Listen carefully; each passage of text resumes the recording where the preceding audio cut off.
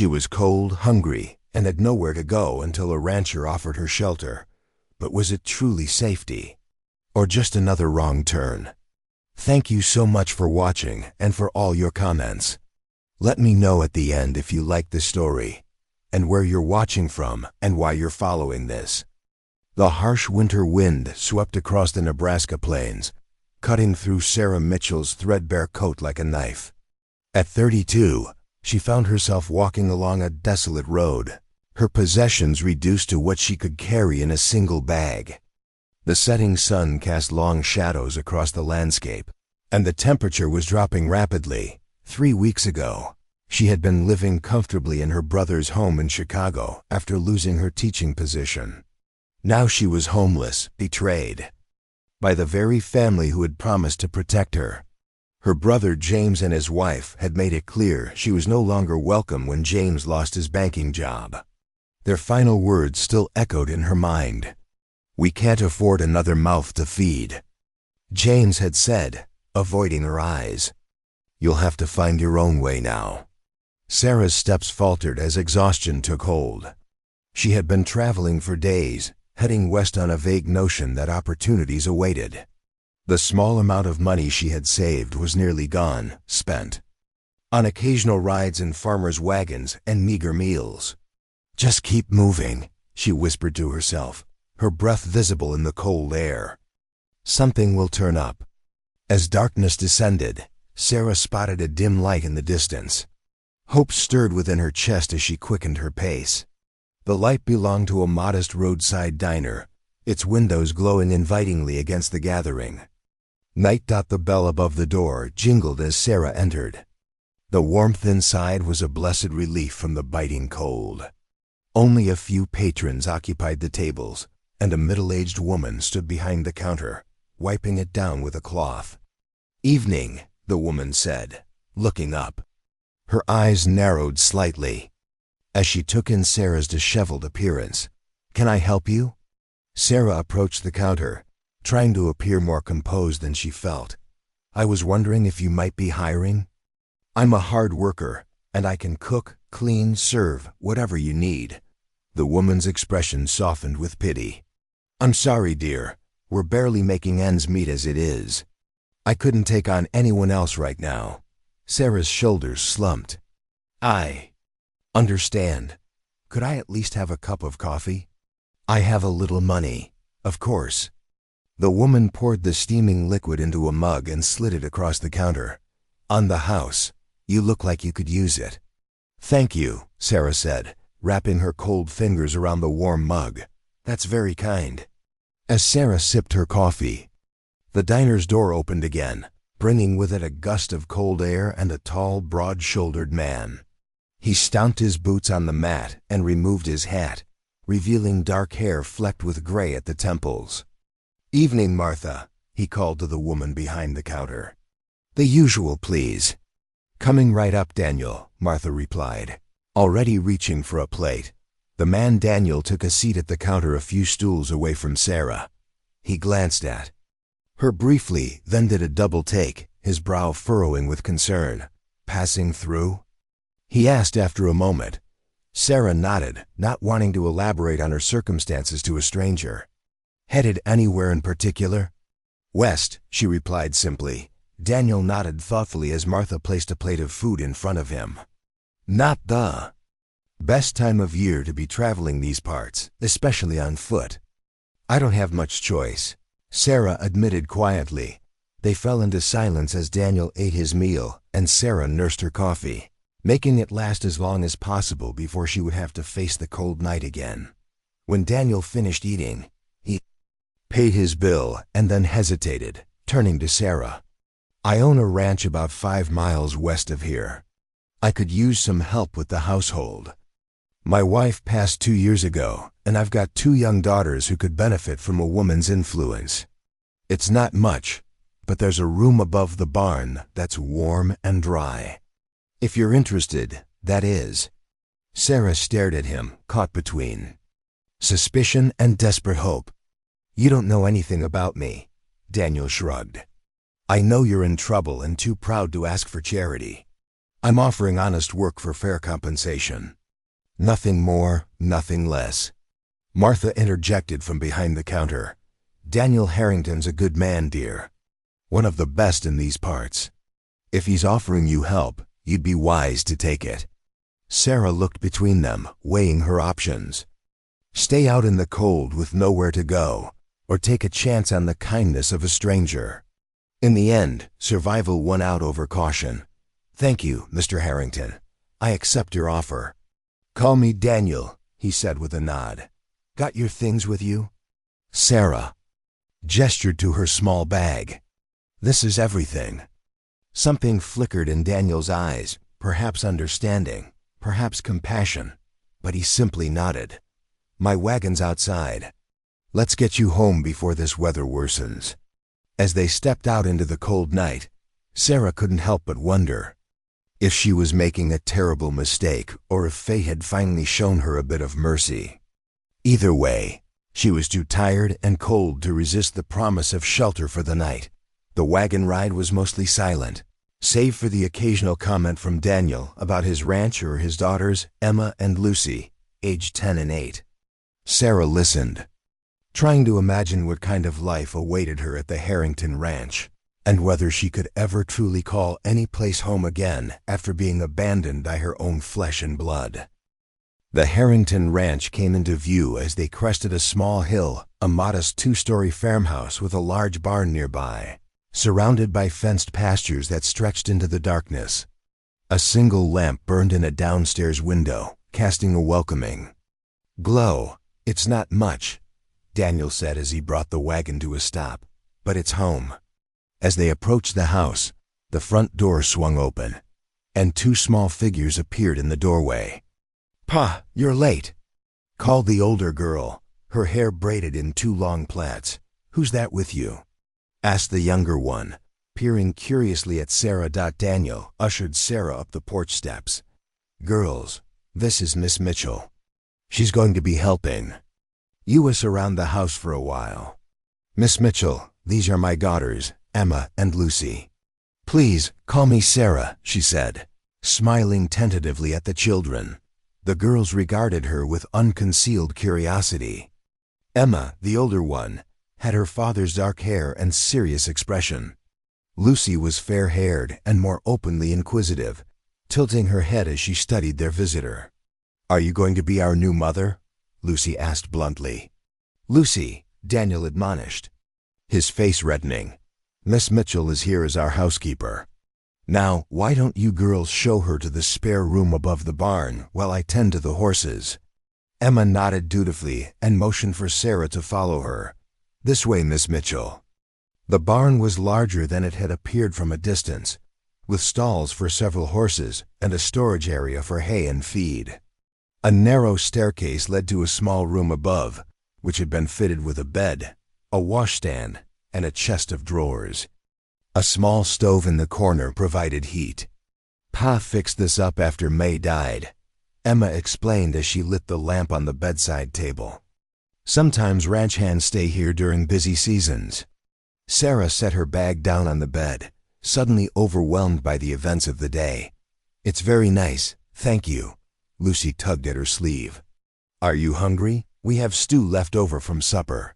The mention of food reminded Sarah that she hadn't eaten a proper meal in days. That would be wonderful if it's not too much trouble.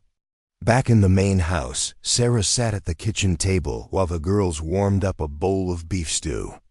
The kitchen was well-worn but clean, with handmade curtains at the windows and a large wood stove that kept the room pleasantly warmed out as she ate. Sarah couldn't help but notice certain signs of neglect around the house dust on the upper shelves. Mending piled in a basket by the rocking chair, a button missing from Lucy's nightdress. It was clear that Daniel had been doing his best, but the absence of a woman's touch was evident. Daniel joined them after tending to the horses, pouring himself a cup of coffee and sitting across from Sarah. The girls have school tomorrow, but I thought you might want to rest a day before starting your duties. You look like you've been on the road for some time. That's very considerate, but I'd prefer to begin right away, Sarah replied. I'm used to earning my keep. Daniel nodded, seeming to approve of her work ethic. As you wish. The girls can show you around tomorrow after they return from school. For now, though, I think we could all use some rest. That night, alone in the room above the barn, Sarah lay awake despite her exhaustion. The bed was comfortable far more so than anywhere she'd slept in weeks, but her mind was racing. Had she made the right decision coming here? Daniel seemed like a decent man, and his daughters were sweet, but she knew firsthand how quickly circumstances could change. This is temporary, she reminded herself. Just until I can save enough to move on. With that thought, she finally drifted off to sleep, lulled by the occasional soft sounds of the horses below. The next morning, Sarah woke to sunlight streaming through the small window. For a moment, she was disoriented, then remembered where she was. She dressed quickly in her cleanest dress and made her way to the main house. She found Daniel in the kitchen, preparing breakfast for his daughters. He looked up when she entered, seeming surprised to see her so early. "Good morning," he said. "Coffee's hot if you'd like some." "Thank you." Sarah poured herself a cup, then rolled up her sleeves. "May I help with breakfast?" Daniel stepped aside, looking relieved. "Please. I'm afraid my cooking skills leave much to be desired." Sarah took over, quickly assessing what was available and setting to work making a proper breakfast of eggs, bacon, and biscuits. By the time Emma and Lucy came downstairs, dressed for school, the kitchen was filled with the aroma of good food. "This smells amazing," Lucy exclaimed, her eyes wide as she took her place at the table. Even Emma, who had been more reserved towards Sarah, couldn't hide her appreciation as she took her first bite. "It's really good, Miss Mitchell."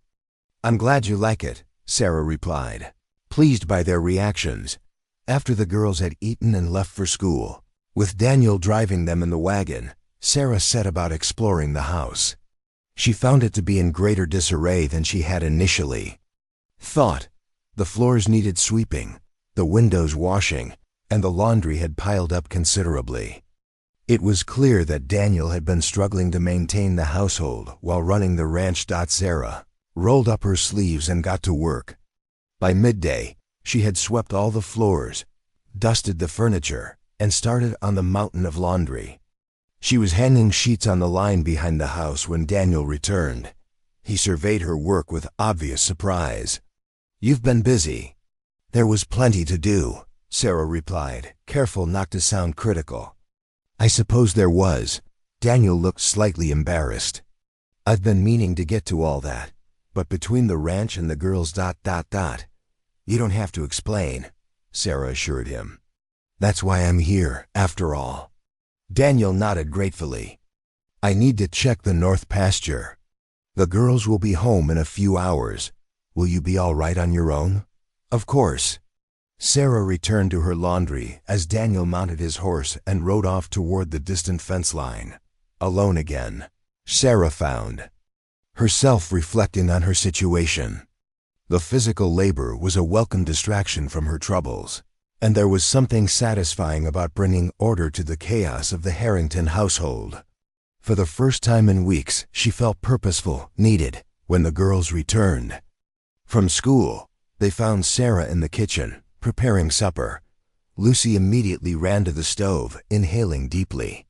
"What are you making? It smells wonderful." "Chicken and dumplings," Sarah replied with a smile. "Would you like to help?" Lucy nodded eagerly, while Emma hung back, watching with cautious interest. Sarah invited them both to set the table, and gradually Emma began to warm up, asking questions about the cooking and finally volunteering to help roll out the dumplings. By the time Daniel returned, the three of them were working together companionably in the kitchen, the aroma of home cooking filling the house in a way it hadn't for a long time. Daniel paused in the doorway, watching the scene before him with an unreadable expression. When Sarah noticed him, she straightened up, suddenly self-conscious. "Supper will be ready soon," she said, wiping her hands on her apron. Daniel nodded. a small smile playing at the corners of his mouth. "It already feels different around here," he observed quietly, and Sarah wasn't sure if he meant it as a compliment or a lament for what had been lost. Either way, as they sat down to eat together, Sarah couldn't help but feel that something had shifted. For the first time since leaving Chicago, she wasn't just surviving, she was beginning to live again. Weeks passed, and winter settled fully over the Nebraska plains. The Harrington Ranch was transformed by snow, the fields blanketed in white, the bare trees etched against the gray sky like ink drawings. Inside the farmhouse, however, warmth prevailed both in temperature and atmosphere. Sarah had fallen into a comfortable routine. She rose early each morning to prepare breakfast before the girls went to school, spent her days tending to the house and preparing meals, and often sat with Emma and Lucy in the evenings, helping with their schoolwork or teaching them to sew. The room above the barn had become her sanctuary, a place she had gradually made her own with small touches: wildflowers in a jar when the weather permitted, a quilt she had mended, books borrowed from Daniel's modest collection. Daniel himself remained something of an enigma to her. He was unfailingly polite and appreciative of her work, but maintained a certain distance. Occasionally, she would catch him watching her with his daughters, a wistful expression on his face that would quickly disappear when he noticed her attention. Sarah understood his reserve. After all, she was an employee, not a friend or family member. Still, she couldn't help wondering about the man behind the stoic rancher facade. One evening in late January, after the girls had gone to bed, Sarah was darning socks by the fire when Daniel entered the room carrying 2 cups of coffee. He offered one to her silently, then settled into the chair opposite. "Thank you," Sarah said, accepting the cup with surprise. Daniel nodded, staring into the flames. "The girls seem happier these days," he observed after a moment. "They're wonderful children," Sarah replied. "You've done a fine job raising them on your own." A shadow crossed his face. "Not as well as their mother would have. Caroline had a way with them, especially Emma. Since she passed, Emma's been guarded, until you came along." Sarah set aside her darning. "Children are resilient, but they need stability. I think Emma was afraid to get attached again, for fear of losing someone else she cared about. And now she's beginning to trust that some things can last." Sarah said carefully, "That not everyone leaves." The irony of her words wasn't lost on her. She herself had been planning to move on eventually, yet somehow those plans had become increasingly vague as the weeks passed. Daniel seemed to read her thoughts.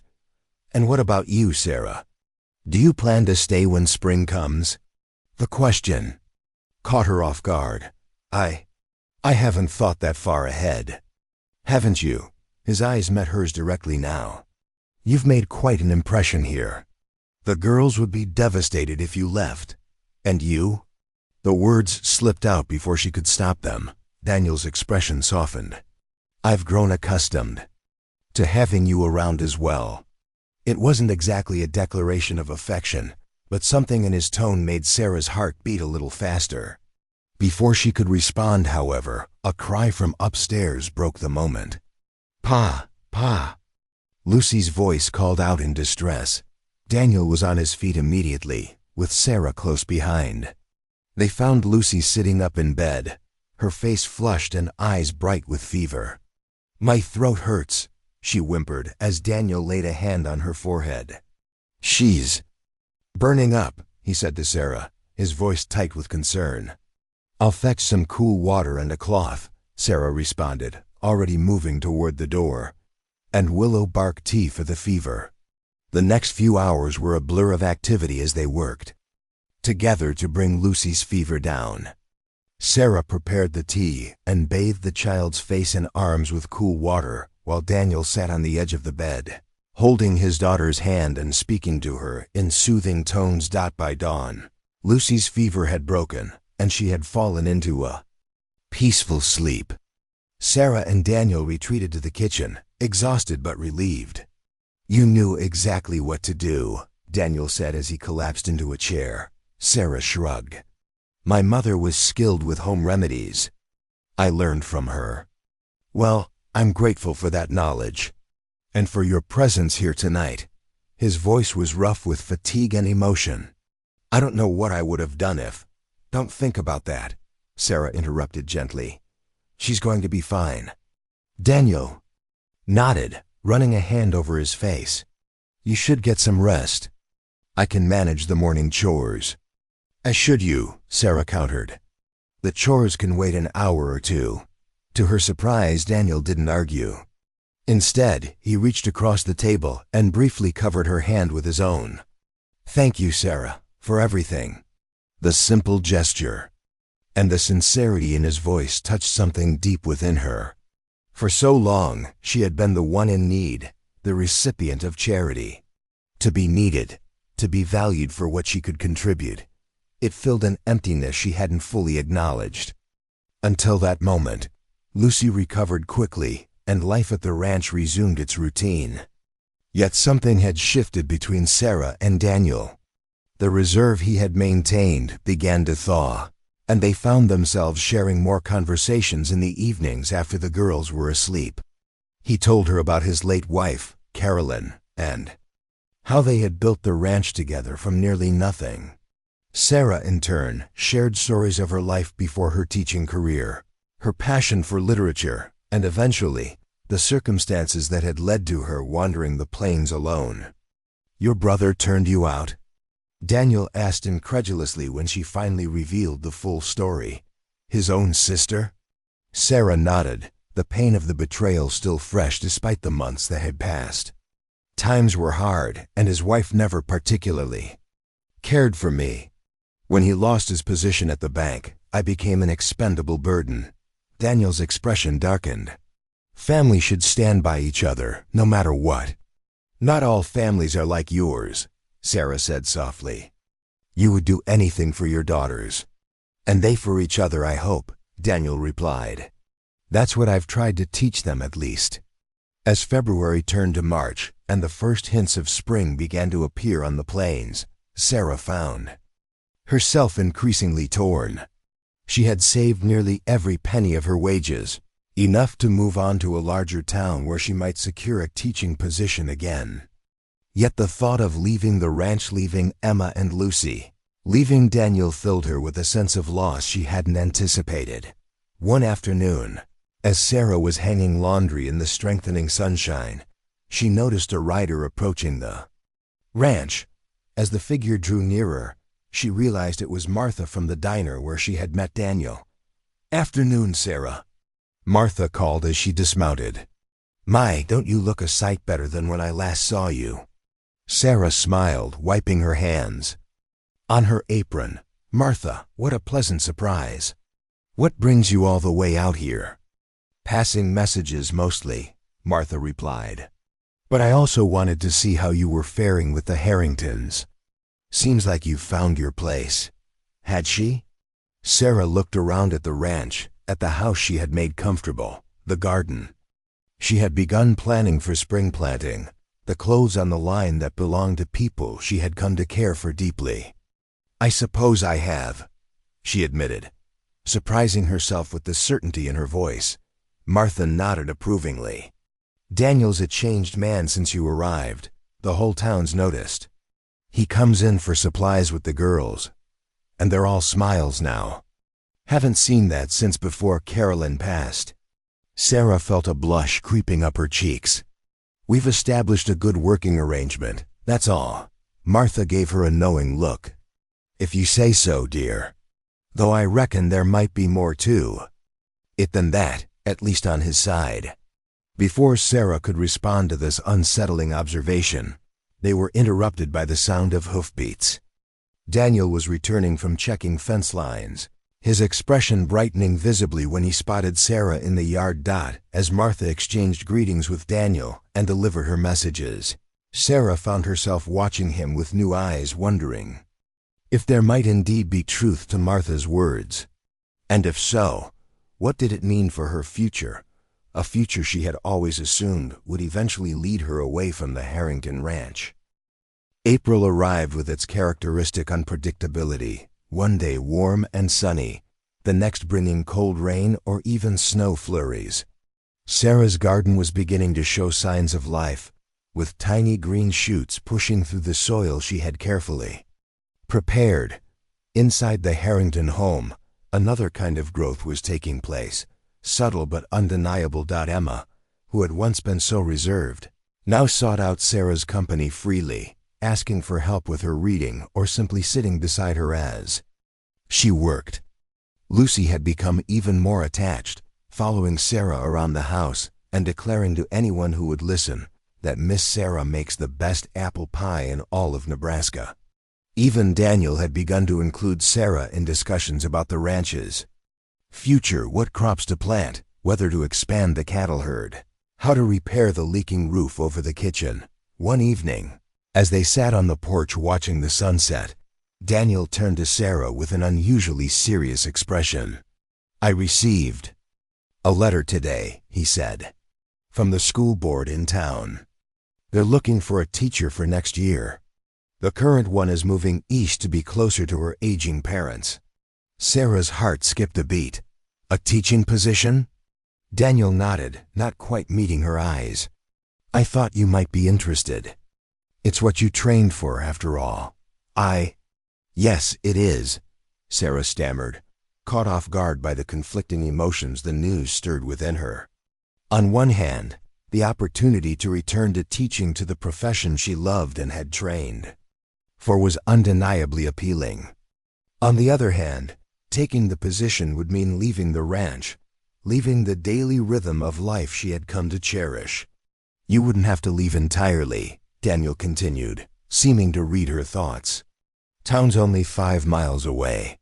You could ride in each day, or double quotes," he hesitated, "or stay there during the week and return here on weekends if you wanted."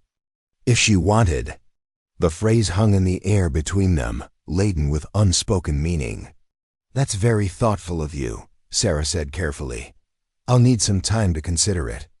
Daniel nodded, his gaze returning to the sunset. "Of course. There's no rush to decide." But there was, Sarah realized as she lay awake that night in her room above the barn. Spring was advancing, and with it, the need to determine her path forward. The teaching position offered security, independence, a return to the career she had thought lost to her. Staying at the ranch meant what, exactly? Continuing as the Harringtons' housekeeper indefinitely. The thought left her strangely hollow. The next morning brought no clarity. Sarah went about her usual tasks, preparing breakfast, seeing the girls off to school, tackling the day's chores, but her mind was elsewhere, weighing options, imagining futures. She was so distracted that she didn't notice the approaching wagon until it was nearly at the front door. Looking up from her sweeping, she was startled to see a well-dressed man and woman descending from the vehicle. Something about the man's profile sparked a jolt of recognition. "James?" She gasped, the broom falling from her hands. Her brother turned at the sound of her voice, his expression a mixture of relief and embarrassment. "Sarah, thank God we found you." Sarah stood frozen on the porch as James and his wife, Elizabeth, approached. It had been nearly 6 months since they had told her she was no longer welcome in their home. 6 months of building a new life from the ashes of the old. "What are you doing here?" she finally managed to ask. James cleared his throat uncomfortably. "Looking for you. We've been searching for months. Why?" The question came out sharper than she intended, but Sarah made no attempt to soften it. Elizabeth stepped forward, her usually haughty demeanor subdued. "James's bank rehired him with a promotion.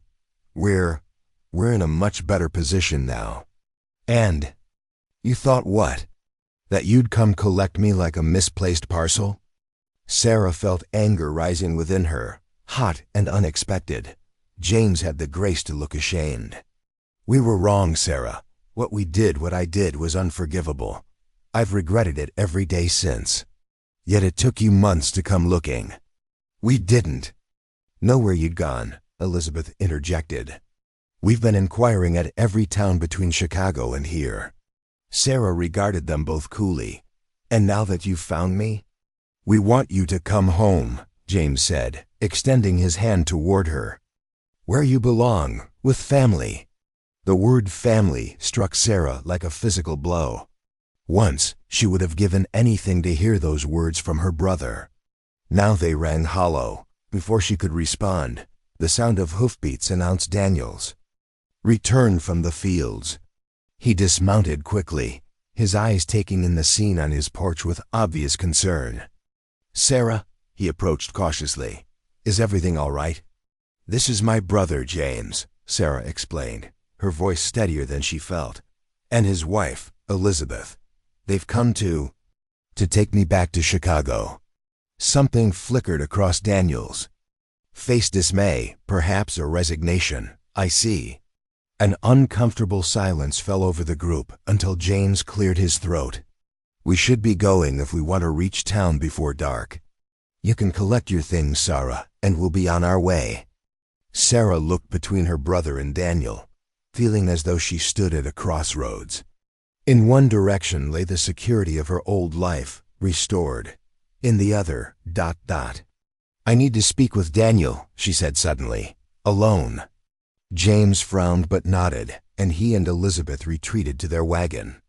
Sarah turned to Daniel, who was watching her with an unreadable expression. "They want me to go back with them," she said unnecessarily. Daniel nodded. "It seems your circumstances have improved." "Yes." Sarah twisted her hands together. "James has his position back. I would have my own room again, access to books, concerts, all the things I once valued." "You should go then." Daniel's voice was carefully neutral. "It's what you've been working toward, isn't it? Saving your wages, planning for the future." "Is it?" Sarah looked up at him searchingly. "I'm not sure I know what I want anymore." Daniel took a step closer. "What about the teaching position? It would still be there if you stayed. Is that all that would be here for me?" The question escaped before she could consider its implications. For a long moment, Daniel was silent, his eyes never leaving hers. When he finally spoke, his voice was low and intense. "No, Sarah, there would be much more than that if you wanted it." "Such as?" She needed to hear him say it. Daniel took a deep breath. "A home, not just a room above the barn, but a real home. The girls need a mother, and He faltered, then continued with renewed determination. "I need a partner, a wife. If that's something you could consider." Sarah's heart seemed to stop, then resume at twice its normal pace. "Are you proposing to me, Daniel Harrington?" A smile tugged at the corner of his mouth. "Rather badly, it seems, but yes, I am." "Because you need a housekeeper?" "Because I've fallen in love with you," he said simply. "Because this ranch hasn't felt like a home since Carolyn died, until you came along. Because my daughters adore you, and because I can't imagine waking up every morning knowing you're not here." Sarah felt tears gathering in her eyes. "I never expected this, any of it. When I arrived here, I was just trying to survive. And now? Now I want to live," she whispered, "really live."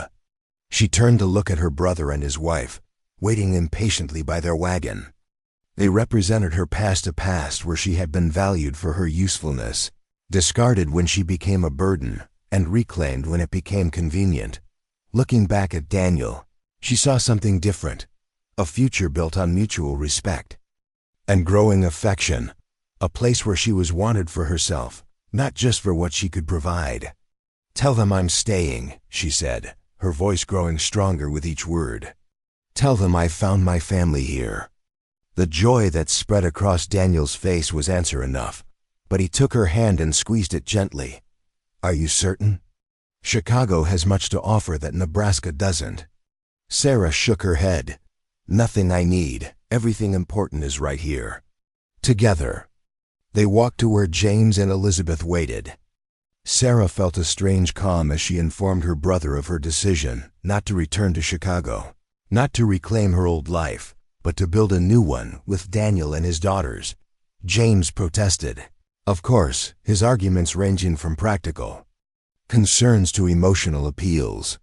But as he spoke, Sarah realized something important. His need for her to return had more to do with easing his own conscience than with her happiness. "I forgive you, James," she said, interrupting his latest plea, "for turning me out when times were hard. I forgive you because that action, painful as it was, led me here. And here is where I belong now." Her brother stared at her for a long moment, then nodded slowly. "You've changed, Sarah." "Yes," she agreed. "I have." As James and Elizabeth's wagon disappeared down the road, Sarah felt Daniel's arm slip around her waist. "No regrets?" he asked softly. Sarah leaned against him, watching the horizon where the Nebraska plains stretched endlessly beneath the vast blue sky. "None," she replied. "For the first time in my life, I'm exactly where I'm meant to be." The sound of excited voices announced the return of Emma and Lucy from school. As they raced toward the house, their faces lighting up at the sight of Sarah and their father standing together on the porch, Sarah knew with absolute certainty that she had made the right choice. She had been abandoned by her kin and left to wander the plains alone. But fate, or perhaps Providence, had led her to this place, to these people who had shown her what family truly meant. Not an obligation of blood, but a choice of the heart. A choice to love, to stay, to come home.